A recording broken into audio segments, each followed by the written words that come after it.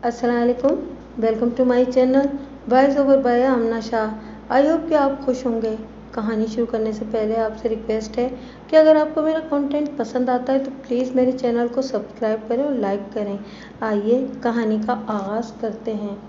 वकील इस्तग़ासा ने मुलजिम की आंखों में देखते हुए सवाल किया, क्या तुम मकतूल को पसंद करते थे? हाँ, ये दुरुस्त है, मुलजिम ने इस बात में जवाब दिया, लेकिन मकतूला तुम्हारी शक्ल देखने की रवादार नहीं थी। वकील इस्तग़ासा ने तंज़िया अंदाज में कहा, कई बार तुमने उसका ताक़ुब किया लेकिन उसने हर बार तुम्हारी हौसला शिकनी की। तुम ऐसे ढीठ मट्टी के बने हुए हो कि मकतूला की डांट फिटकार का तुम पर ज़रा असर न हुआ। बिलाखिर तंग आकर उसने अपनी दोस्तों के सामने एक जूस सेंटर पर तुम्हें बुरी तरह जलील किया था या नहीं? वकील साहब, आप एक सीधे साधे वाक़ये को गलत रंग दे रहे हैं, मुलजिम ने मजबूत लहजे में कहा। मैडम फ़ायज़ा मुझे अच्छी तरह जानती और पहचानती थीं, लेकिन पता नहीं क्यों वो अजनबियत का तासुर देती थीं। हाँ, ये बात दुरुस्त है कि उन्होंने अपनी दोस्तों की मौजूदगी में मुझसे कतई लाताल्लुकी का इजहार करते हुए वाशिगाफ अल्फाज में कहा था कि आइंदा मैं कभी उनसे मिलने की कोशिश ना करूं, और इस वाक़ये के बाद से मैंने अपने दिलो दिमाग से इन्हें हमेशा के लिए निकाल दिया था। यही सच्चाई है, बाकी आपका जो दिल चाहे समझें। तुमने अपने दिल से मकतूला का ख्याल इसलिए निकाल दिया था कि इसकी एक दोस्त की ज़बानी तुम्हें पता चला था कि आइंदा माह उसकी शादी होने वाली है, लिहाजा किसी भी सूरत में तुम्हारी दाल गलने वाली नहीं, वकील इस्तग़ासा ने इस्तेज़ाई अंदाज में कहा। लेकिन बेइज्जती का मंजर गोया तुम्हारे दिमाग पर नक्श होकर रह गया था। तुम अपनी ज़िल्लत का बदला लेने के लिए वक्त और मुनासिब मौके का इंतज़ार करने लगे, और बिलाखिर 1 साल के बाद तुम्हें ये मौका मैसर आ गया और तुमने निहायत ही होशियारी के साथ अपने इंतकाम की आग को बुझा लिया। आप जो कुछ भी फरमा रहे हैं इसमें कोई सदाकत नहीं है, मुलजिम ने बड़े एतमाद से जवाब दिया। जिस रोज़ मुझे पता चला था कि मैडम फ़ायज़ा की 1 माह के अंदर अंदर शादी होने वाली है, मैंने इसी दिन मैडम को अपनी याददाश्त से मिटा दिया था, क्योंकि मेरा मैडम की जानिब राग़िब होना, इनसे बात करने की कोशिश करना, ये सब कुछ महज इसलिए था कि मैं इनसे शादी की ख्वाहिश रखता था। एक नाकाम शादी के बाद दूसरी कोशिश, वकील इस्तग़ासा ने मायनाखेज़ अंदाज में कहा।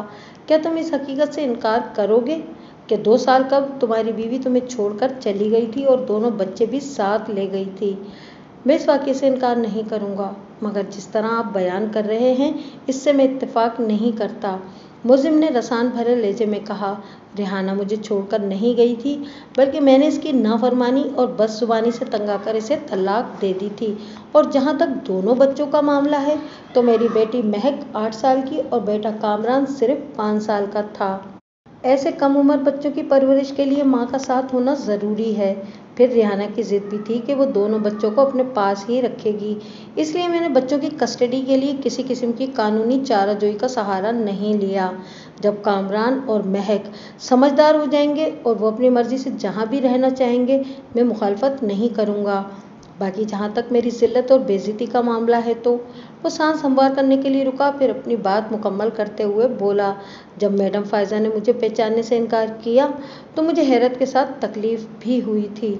जब उन्होंने निहायती बरहमी से मुझे पुलिस के हवाले करने की बात की तो यकीन जाने मुझे इनकी दिमागी सेहत पर शक हुआ था, और जब ये साफ़ हो गया कि आइंदा माह इनकी शादी होने वाली है तो ये किस्सा ही तमाम हुआ। मैं तो मैडम को भूल भाल भी गया था कि 1 साल के बाद मुझे इन्हीं के कत्ल के इल्ज़ाम में धर लिया गया। मैं बड़ी से बड़ी कसम खाने को तैयार हूँ कि मैडम फ़ायज़ा की मौत से मेरा कोई ताल्लुक वास्ता नहीं। हाँ, अलबत्ता इनके साथ जो भी अफसोसनाक वाक़या पेश आया, मुझे इसका दिली रंज है। तुम्हारी छोटी या बड़ी कसम खाने के केस की संगीनी में कोई फ़र्क या कोई कमी वाक़ई नहीं होगी, और ना ही तुम्हारी रंजीदगी से कोई फ़ायदा हासिल होने वाला है, वकील इस्तग़ासा ने कहा। अदालत इंसानी जज्बात से मग़लूब होकर नहीं, बल्कि ठोस शवाहिद और मज़बूत सबूतों की बुनियाद पर अपना फ़ैसला देती है।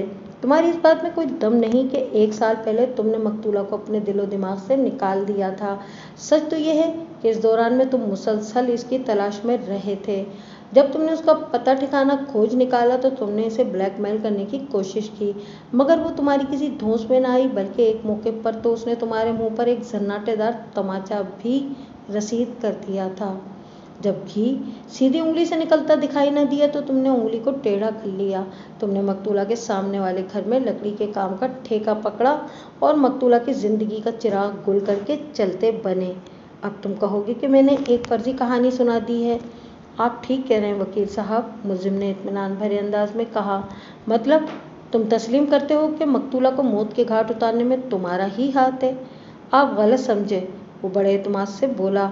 मेरा इशारा आपकी सुनाई हुई फर्जी कहानी की जानिब था।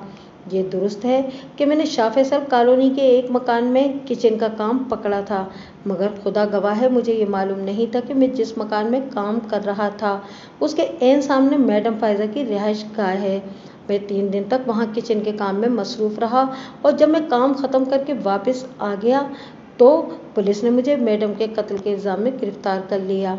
वकील इस्तग़ासा मुलजिम को छोड़कर अपनी चौबी मेज़ की तरफ बढ़ा जहाँ आला कत्ल सेलोफेन बैग में रखा हुआ था। दरअसल इस बैग के अंदर वो औजार थे जिनके अंदर हथौड़ी और दूसरी छेनी थी। इस छेनी के फर पर मकतूला का खून भी लगा हुआ था जो खुश्क होने के बाद स्याह रंगत इख्तियार कर चुका था। मज़कूरा छेनी और हथौड़ी के दस्ते पर मुलजिम की उंगलियों के निशानात पाए गए थे। वकील इस्तग़ासा एक बार फिर एक्यूज़ बॉक्स के करीब पहुंचा और सेलोफेन बैग को मुलजिम की आंखों के सामने लहराते हुए जारहाना अंदाज में बोला, इस हथौड़ी और छेनी पर तुम्हारे फिंगरप्रिंट्स मिले हैं, जिससे साबित होता है कि तुमने इन्हीं का इस्तेमाल करके मकतूला को फना के घाट उतारा है। ये दोनों तुम्हारी ही मिल्कियत है ना औजार? एक बात की वजाहत करता चलूँ कि तरखान की छेनी और प्लम्बर या लोहार की छेनी में बड़ा फ़र्क होता है। बढ़ई की छेनी की धार निस्बतन ज़्यादा तेज़ होती है। एक कारपेंटर अपनी छेनी की मदद से फर्नीचर के मुख्तलिफ जोड़ों को साफ करता है और आरी की कटिंग से लकड़ी की सतह पर जो खुरदरापन नमूदार होता है इसे भी इसी छेनी के ज़रिए हमवार किया जाता है। इस छेनी का बुनियादी काम लकड़ी को छीलना है। इस मकसद के लिए इसकी धार खतरनाक हद तक तेज़ होती है। जी बिल्कुल, मुलजिम ने वकील इस्तग़ासा के सवाल के जवाब में कहा। यह हथौड़ी और ये छेनी मेरी ही हैं। वकील इस्तग़ासा ने आलात कत्ल वाले सेलोफेन बैग को दोबारा चौबी मेज़ पर सजा दिया और फिर रुए सुखन जज की जानिब मोड़ते हुए करारी आवाज़ में बोला, योर ऑनर, जिस हथौड़ी से मकतूला की खोपड़ी के अक़बी हिस्से को निशाना बनाकर इसे दुनिया और माफिया से बेखबर किया गया था और आलम बेहोशी में जिस छेनी की तेज़ धार से मकतूला की कलाई पर वाक़े नस को काट कर इसे मौत के मुँह में धकेला गया, वो दोनों औजार मुलजिम की मिल्कियत हैं और इनके हैंडल्स पर मुलजिम के फिंगरप्रिंट्स का पाया जाना इस अम्र की दलील है कि मुलजिम ने अपनी महरूमी, नाकामी, ज़िल्लत और रुसवाई का बदला लेने के लिए मकतूला को दर्दनाक मौत से हमकिनार किया है। That's all. अपनी बारी पर मैं एक्यूज़ बॉक्स के नज़दीक चला गया, फिर अपने मुवक्किल से मुखातिब होते हुए मातिल अंदाज में पूछा, तुमने 3 रोज़ तक जिन साहब की किचन में लकड़ी का काम किया था इनका नाम क्या है? मंजूर हुसैन। अच्छी तरह याद करके बताओ, मैंने इसके चेहरे पर निगाह जमा कर कहा। तुमने किन तारीखों में मंजूर हुसैन की किचन कैबिनेट्स का तैयारी की थी? 15 से 17 अप्रैल तक, उसने जवाब दिया। यानी 15, 16 और 17 अप्रैल के 3 दिन। क्या इन 3 दिनों में ये हैंड हैमर और चेज़ल तुम्हारे इस्तेमाल में रही थी जो फायजा के कत्ल में इस्तेमाल हुए हैं? मैं इस बारे में वसूख से कुछ नहीं कह सकता, वो साफ गोई का मुजाहरा करते हुए बोला। बात दरअसल ये है कि मेरी टूल किट में 2 हथौड़ियाँ और 3-4 छेनियाँ रखी रहती हैं। बस जो हाथ में आ जाए मैं इसी से काम शुरू कर देता हूँ। तुम्हें कब इस बात का एहसास हुआ कि तुम्हारे औजार तुम्हारे थैले से यानी कि टूल किट में एक हथौड़ी और छेनी गायब है?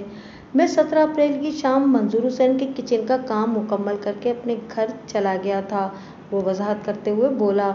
अगली सुबह जब मैं किसी और जगह काम पर जाने लगा तो मैंने टूल किट में एक हथौड़ी और छेनी को गायब पाया। मेरे जहन में यही ख्याल आया कि ये दोनों औजार मंजूर हुसैन के किचन ही में रह गए हैं। चुनांचे 18 अप्रैल की सपहर में मैं इन्हीं औजारों के लिए दोबारा मंजूर हुसैन के घर चला गया, मगर मेरे औजार नहीं मिले। मैं मायूस होकर वापस चला आया था। मैंने नया काम रिग रोड के इलाके में पकड़ा था, इसलिए मैं हथौड़ी और छेनी की तलाश में शाह फैसल कॉलोनी चला भी गया। अगर दूर का मामला होता तो मैं नौज़ारों के लिए ये तकलीफ ना उठाता। अब यही बात समझ में आ रही है कि जिन दिनों में मंजूर हुसैन के घर में काम कर रहा था, किसी ने मेरी हथौड़ी और छेनी को चुरा लिया होगा। जब हम काम में मसरूफ होते हैं तो हमारे बेशतर औजार टूल किट के बाहर ज़मीन पर पड़े रहते हैं। इन्हें चोरी करना ज़्यादा मुश्किल साबित नहीं होता। हमारा ध्यान तो काम में लगा होता है। ऐसे में कोई होशियार इंसान बआसानी अपने फन का मुजाहरा कर सकता है। एक फौरी ख्याल के तहत मैंने पूछा, मंजूर हुसैन के घर में कुल कितने अफराद और रिहाइश पजीर हैं? अभी इस घर में बाकायदा रिहाइश इख्तियार नहीं की गई थी। मेरा मतलब है, जब मैं वहाँ काम कर रहा था। आजकल का तो मुझे पता नहीं, मुल्जिम ने बताया। दरअसल मंजूर हुसैन ने वो घर खरीदा था और शिफ्टिंग से पहले मुख्तलिफ नौइयत के काम करवा रहा था। इससे तो जाहिर होता है कि तुम्हारे अलावा और लोग भी इस घर में काम कर रहे थे। इलेक्ट्रीशियन और प्लम्बर अपना काम निपटा कर जा चुके थे, मुल्जिम ने जवाब दिया। मैं और जाहिद अली लगे हुए थे। मैं तो 17 अप्रैल को फारिग हो गया था, लेकिन जाहिद का 2-3 दिन का काम अभी बाकी था। जाहिद नामी वो बंदा क्या काम करता है? जाहिद रंग रोगन का काम करता है, मुल्जिम ने बताया। जाहिद मुझसे पहले वहाँ पहुँच जाया करता था और मेरे छुट्टी करने के बाद भी वो काम में लगा रहता था। इसका घर शाफेसर कॉलोनी ही में है, इसलिए वो मेरी बनिस्बत ज़्यादा देर तक काम कर लिया करता था। मंजूर हुसैन ने घर की एक चाबी भी जाहिद को दे रखी थी। वही सुबह को घर खोलता था और शाम में बंद करके अपने घर चला जाता था। मंजूर हुसैन किसी सरकारी महकमे में मुलाजिम था।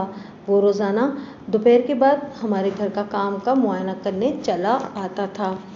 ठीक हो गया, मैंने इत्मीनान भरी सांस खारिज करने के बाद सवाल किया। क्या तुम छुट्टी के बाद अपनी टूल किट को मंजूर हुसैन के घर पर ही छोड़ जाया करते थे? जी वकील साहब, उसने अस्पात में जवाब दिया।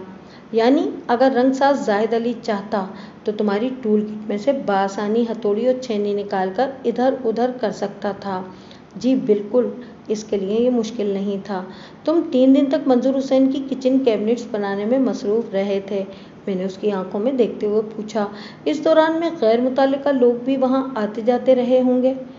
जहाँ तक मुझे याद पड़ता है, मंजूर हुसैन से मिलने 2 अफराद आए थे, जिन्हें मंजूर हुसैन ने अपना पूरा घर दिखाया था। मुल्जिम वजाहत करते हुए बोला, इनमें से एक तो इनका सामने वाला पड़ोसी दानिश था और दूसरा ड्रिक रोड का रिहायशी फैज़ अहमद था। दानिश ने जाहिद अली के काम की तारीफ करते हुए इस ख्याल का इजहार किया था कि जब जाहिद यहाँ से निबट जाए तो वो इससे अपने होटल में रंगो रोगन का काम करवाएगा। जबकि वो थोड़ी देर के लिए रुका, फिर इजाफा करते हुए बोला, फैज़ अहमद को मेरा काम बहुत पसंद आया था। वो मुझसे अपने घर के किचन में काम करवाना चाहता था।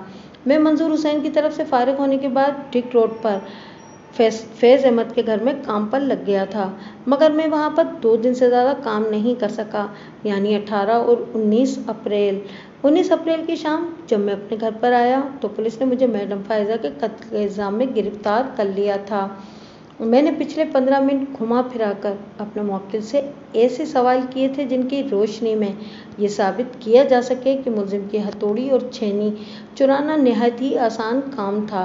शातिर कातिल ने फारूक को कत्ल के इस मुकदमे में फंसाने के लिए इसके फिंगरप्रिंट्स वाले औजार को चुराया और फ़ाइज़ा को मौत के घाट उतारने के बाद हथौड़ी और छेनी को जाए वकुआ पर छोड़ गया था ताकि पुलिस का काम आसान हो जाए, और ऐसा ही हुआ भी था। मुझे इस चालबाज शख्स को बेनकाब करना था ताकि मुल्जिम की बेगुनाही को साबित किया जा सके। ये बात तो तय थी कि कातिल मकतूला से बेपनाह नफरत करता होगा। अलावा अज़ीं इस अम्र में भी शक की गुंजाइश दिखाई नहीं देती थी कि कातिल के दिल में मुल्जिम के लिए भी अनाद और कदूरत कूट कूट कर भरी हुई थी। लिहाजा उसने एक तीर से 2 शिकार के मुस्ताक ऐसी साजिश तैयार करी थी जिसके नतीजे में फ़ाइज़ा अपनी जान से गई और फारूक कत्ल के मुल्जिम की हैसियत से अदालती झमेले में फंस गया था। तुम दानिश के बारे में क्या जानते हो? मैंने मुल्जिम के चेहरे पर निगाह जमाकर सरसराती हुई सी आवाज़ में इस्तफसार किया। बस यही कि वो सादगी से बोला, वो मंजूर हुसैन के घर के सामने वाले घर में रहता है और तारिक रोड पर उसका होटल है जिसमें वो जाहिद से रंग रोगन का काम करवाने का इरादा रखता था। और कुछ नहीं। वो नफी में गर्दन हिलाते हुए बोला। ऑब्जेक्शन योर ऑनर, वकील इस्तगासा ने बावा से बुलंद कहा। मुल्जिम और डिफेंस मिलकर मासूमियत का कोई आलमी रिकॉर्ड बनाने की कोशिश में मसरूफ़ हैं। ये कैसे मुमकिन है कि मुल्जिम को इतना भी मालूम ना हो कि जिस दानिश नामी बंदे का जिक्र सरसरी अंदाज में किया जा रहा है वो मकतूला का शौहर है। सादा मिजाज लोग इसी टाइप के होते हैं मेरे फाजिल दोस्त, मैंने वकील इस्तगासा की तरफ देखते हुए मातिल अंदाज में कहा। मेरा मुवक्किल वाक़ियतन इस हकीकत से वाकिफ नहीं था कि जिस दानिश ने जाहिद अली के काम की तारीफ करके अपने होटल में इसी से रंगो रोगन कराने का इजहार किया था वो मैडम फायजा का शौहर दानिश। ये बेचारा तो इतना भी नहीं जानता कि मंजूर हुसैन के घर के सामने वाले घर में वही फायजा रिहाइश पजीर थी 1 साल पहले वो जिसकी मोहब्बत में गिरफ्तार हो गया था। बहरहाल आपने मेरे मुवक्किल की मालूमात में गिरां कदर इजाफा फरमाया है। इस केस से बाइज्जत बरी होने के बाद वो शुक्रिया अदा करने आपकी खिदमत में ज़रूर हाजिर होगा। मैं दूंगा इसे आपके ऑफिस का एड्रेस। मेरे तुर्श और तीखे बल्कि नोकीले जुमलों की चुभन ने वकील इस्तगासा के चेहरे पर गुस्से का तासुर उभरा और वकील इस्तगासा जावेद हमदानी दिल मिलाने पर मजबूर हो गया। कबल इसके कि वो मुझ पर कोई जवाबी हमला करता, मैंने रुए सुखन जज की जानिब फेरते हुए पुरएतमाद अंदाज में कहा, जनाब आली, मेरी निगाह में मुल्जिम बेगुनाह है। एक सोची समझी साजिश के तहत इसे ज़ेर समाअत केस में फंसाया गया है। वक्त आने पर मैं अपने मुवक्किल को इसी अदालत में बेकसूर साबित करके दिखा दूंगा। सरे दस्त मैं मौजूद अदालत से एक छोटी सी दरख्वास्त करना चाहता हूँ।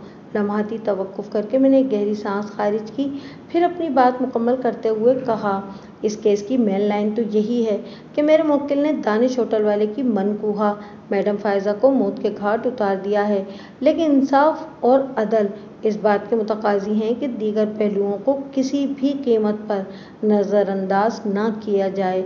ऐन मुमकिन है कि किसी अय्यार कातिल ने मेरे मुवक्किल के औजार चुरा कर अपने शिकार को ठिकाने लगा दिया हो, लिहाजा मैं 3 अफराद का ट्रायल ज़रूरी समझता हूँ। नंबर 1 फैज़ अहमद, नंबर 2 जाहिद अली और नंबर 3 दानिश। इन तीनों को ये मौका मैसर था कि वो बआसानी मुल्जिम के औजार चुरा सकते थे। मकतूला के शौहर दानिश का नाम तो इस्तगासा के गवाहों की फहरिस्त में शामिल है। मोअज़्ज़ज़ अदालत से मेरी इस्तदा है कि जाहिद अली और फैज़ अहमद को गवाही के लिए अदालत में हाजिर होने के अहकामात जारी किए जाएं। एक अहम नाम तो आप भूल ही गए मेरे फाजिल दोस्त, वकील इस्तगासा ने मुझ पर चोट करते हुए कहा। इसे ऐसी आसानी हासिल थी कि वो जब चाहता मुल्जिम का कोई भी टूल चुरा ले जाता। इज़राए करम इस आदमी का नाम भी बता दें, मैंने कहा। मंजूर हुसैन, वो इंकिशाफ अंगेज लहजे में बोला। मंजूर हुसैन और नामंजूर हुसैन की कोई तखसीस नहीं माय डियर काउंसलर, मैंने एक लफ्ज़ पर जोर देते हुए कहा। इंसाफ के हुसूल की खातिर हर उस शख्स का ट्रायल होगा जो किसी भी हवाले से शक के दायरे के अंदर खड़ा होगा। आप खातिर जमा रखें, अगर ज़रूरत महसूस हुई तो मंजूर हुसैन को भी शामिल तफ्तीश कर लिया जाएगा। मैंने जज से जो दरख्वास्त की इसमें मकबूलियत पाई जाती थी, लिहाजा उसने इस केस के inquiry officer sub inspector Farid Pasha को हिदायत दी कि आइंदा पेशी पर मेरे मतलूबा दोनों अफराद जाहिद अली और फैज़ अहमद को गवाही के लिए अदालत में लाने का बंदोबस्त करे। इसके बाद अगली पेशी की तारीख देकर अदालत को बर्खास्त कर दिया गया। हम अदालत से बाहर आए तो हथकड़ी लगे हुए मुल्ज़िम फारूक ने मुझसे पूछा, वकील साहब, क्या दानिश वाकई फायजा का शौहर था? इसके इस्तफसार से बेयकीनी झलकती थी। मैंने जवाब में बताया कि हाँ, यही हकीकत है। अच्छा, वो अजीब से लहजे में बोला, क्या तुम्हें यकीन नहीं आ रहा? बात यकीन की नहीं वकील साहब, वो होंठ खींच कर बोला। मैं पूछे बिना न रह सका, फिर क्या बात है? यकीन तो करना ही पड़ेगा, लेकिन बस ये बात मुझे हजम नहीं हो रही। उसने कहा, दोनों का कोई जोड़ नहीं।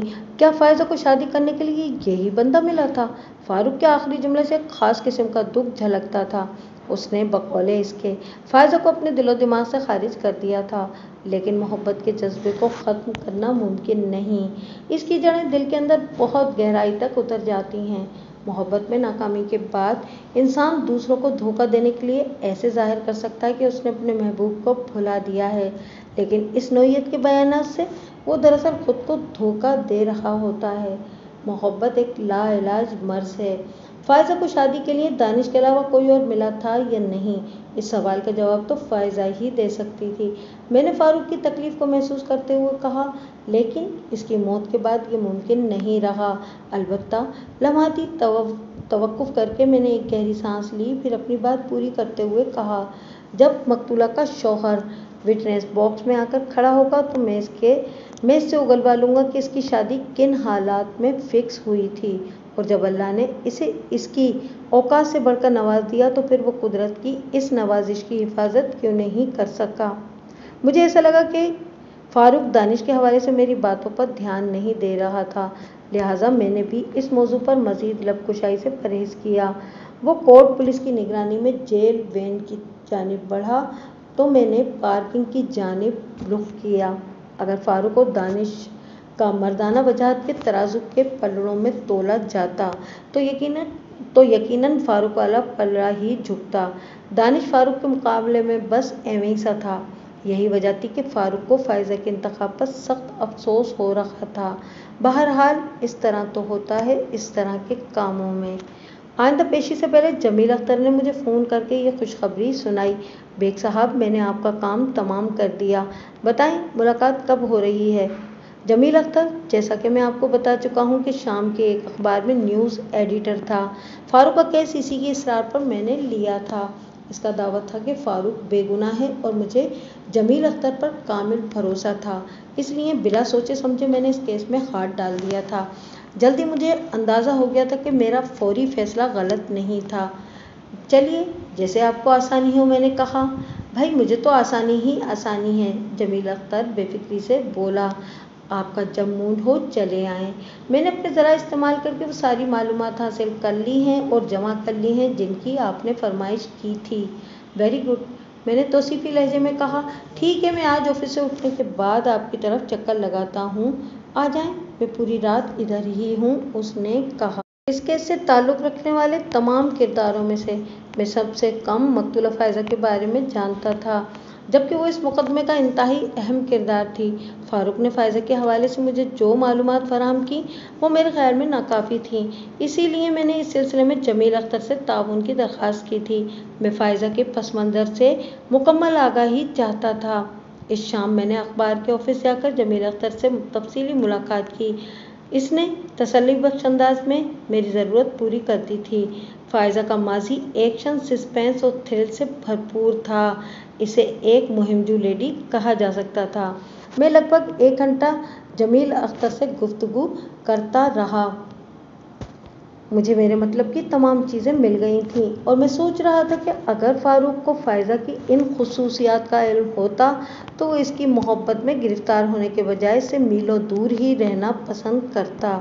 جمیل اختر کی ریسرچ مقتولہ فائزہ تک ہی محدود نہیں رہی تھی، بلکہ اس نے مجھے دانش کے بارے میں بھی مفید معلومات فراہم کی تھیں۔ میں نے اس کا شکریہ ادا کیا اور جانے کے لیے اٹھ کر کھڑا ہو گیا۔ وہ مجھے باہر تک چھوڑنے آیا اور بوقت رخصت اس نے گہری سنجیدگی سے کہا، بیگ صاحب، میں فاروق کے لیے جو کچھ کر رہا ہوں اس کا ایک پس منظر ہے۔ آج سے کئی سال پہلے اس نے مجھ پر ایک عظیم احسان کیا تھا۔ اگر میں زندہ سلامت ہوں تو میری زندگی میں فاروق احمد ہی کا ہاتھ ہے۔ پھر میرے استفسار پر جمیل اختر نے بتایا کہ برسوں پہلے اس کے ویسپا اسکوٹر کا ایکسیڈنٹ ہو گیا تھا۔ وہ رات کا وقت تھا اور سڑکوں پر سناٹا تھا۔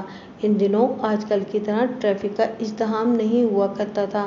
پھر وہ موسم سرما کی ایک یخبستہ رات تھی۔ کوئی نشئی ٹرک والا جمیل اختر کے ویسپا کو ٹکر مار کر بے حسی سے آگے بڑھ گیا تھا اور یہ زندگی اور موت کی کشمکش میں مبتلا سڑک کے کنارے اپنے الٹے ہوئے ویسپا کے پاس بے یار و مددگار پڑا تھا۔ ایسے میں فاروق کا ادھر سے گزر ہوا تو اس نے جمیل اختر کو ایک رکشے میں ڈال کر اسپتال میں پہنچایا تھا۔ اس کے بعد کبھی کبھار ان کی ملاقات ہو جایا کرتی تھی۔ انسان کی قسمت ہر وقت اس کا ساتھ نہیں دیتی جمیل صاحب، میں نے ٹھہرے ہوئے لہجے میں کہا۔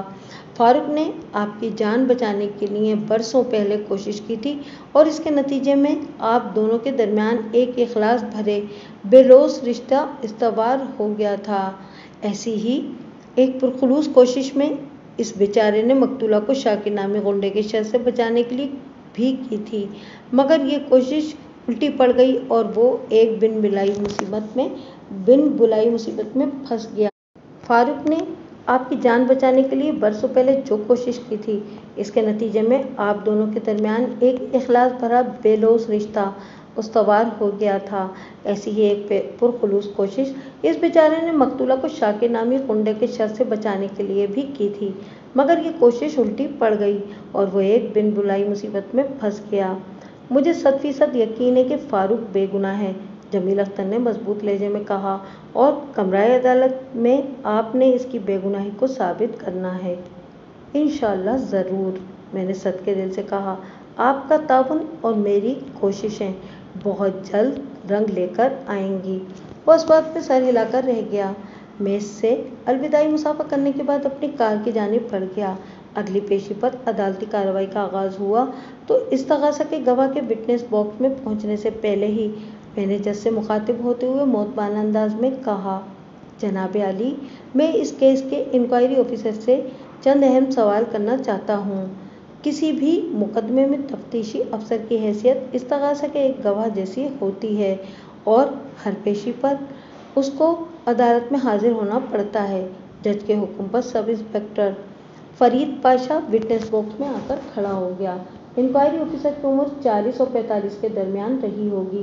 وہ درمیانے قد کا ایک فربہ اندام پولیس والا تھا۔ اس کے سر کا مرکزی حصہ فارغ البال تھا۔ اس نے اپنی آنکھوں پر نظر کا چشمہ لگا رکھا تھا۔ آئیو صاحب، میں نے نپے تلے انداز میں اجرا کا آغاز کرتے ہوئے اس سے سوال کیا، آپ کو اس واقعے کی اطلاع کب اور کس نے دی تھی؟ ہمارے روز نامچے کے مطابق 18 اپریل کی رات 8 بجے اس واقعے کی اطلاع دی گئی تھی، اس نے جواب دیا، اور فلاں اور اطلاع کنندہ مقتولہ کا شوہر دانش تھا۔ آپ جائے وقوعہ پر کتنے بجے پہنچے تھے؟ یہی کوئی 8:30 بجے۔ مقتولہ کی لاش کچن کے فرش پر پڑی پائی گئی تھی اور اس کی کلائی والی نس کو بڑی بے دردی سے کاٹ دیا گیا تھا، جس کے باعث اس کے جسم کا بیشتر خون بہہ نکلا تھا۔ خون کا بے تحاشا اخراج ہی اس کی موت کا سبب بنا تھا۔ جب آپ چائے پینے کے لیے اس کے گھر گئے تو لگ بھگ 2 گھنٹے گزر چکے تھے۔ میں غلط تو نہیں کہہ رہا؟ میں نے بال مکمل کر کے سوالیہ نظر سے تفتیشی افسر کی طرف دیکھا تو وہ اس بات میں سر ہلا کر رہ گیا اور بولا، جی ضرور، آپ بالکل درست فرما رہے ہیں وکیل صاحب۔ پوسٹ مارٹم کے مطابق مقتولہ کی عمر 5